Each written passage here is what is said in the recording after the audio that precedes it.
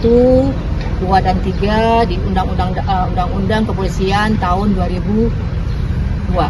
Ya, yang pertama menyelenggarakan keamanan dan ketertiban.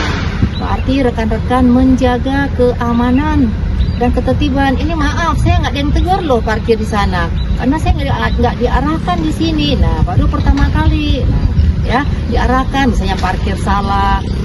Punya kewenangan rekan-rekan untuk mengingatkan tamu yang datang supaya apa? Supaya tertib. Ya. Yang kedua, tugas pokok rekan-rekan melindungi, mengayomi dan melayani masyarakat. Siapa aja yang datang sini silakan rekan-rekan laksanakan tugasnya.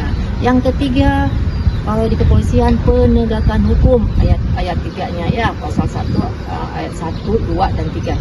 Rekan-rekan tidak melaksanakan penegakan hukum.